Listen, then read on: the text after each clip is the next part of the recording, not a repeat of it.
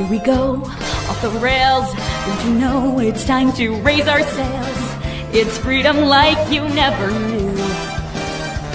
Don't need bags or a pass. Say the word, I'll be there in a flash. You could say my hat is off to you.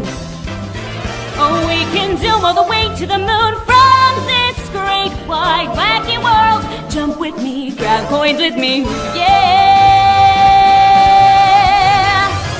It's time to jump up in the air.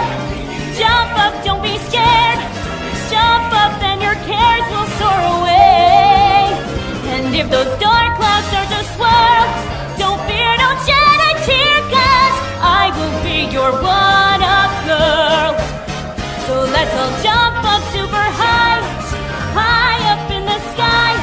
There's no power up like dancing. On a clear day when the sky is blue and there is just enough breeze to blow the clouds away, you can stand on the big hill above the valley and watch Duck and Oliver far below, busily at work on Duck's branch line near the sea.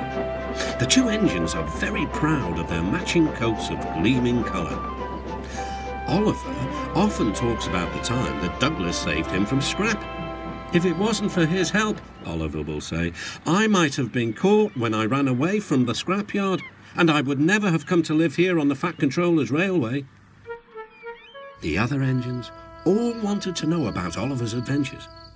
Amazing, remarked Henry. Oliver, said James, has resource. And sagacity, put in Gordon.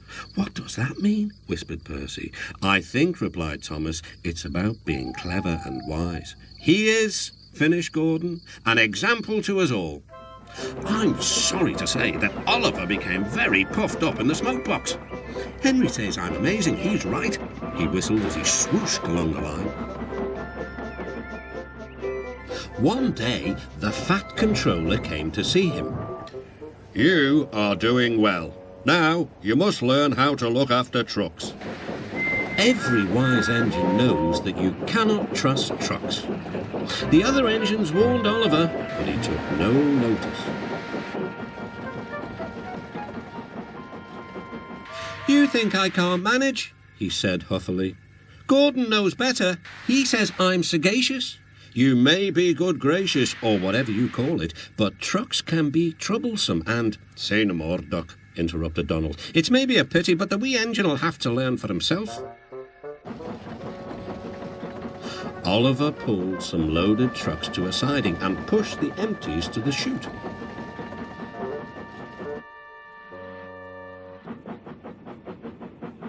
Then he came back to take the loaded trucks away. They were comfortable and didn't want to move. What right has he to poke his funnel in here? They grumbled. We want Duck, or Donald, or Douglas. Look sharp, puffed Oliver. That's not the way to speak, hissed the trucks. We'll pay him out. Oliver heard nothing. The trucks moved smoothly at first, then suddenly Oliver felt them push forward. His driver applied the brakes, but they were useless against the surging trucks. On, yelled the trucks. Oliver fought hard, but still they forced him on and on.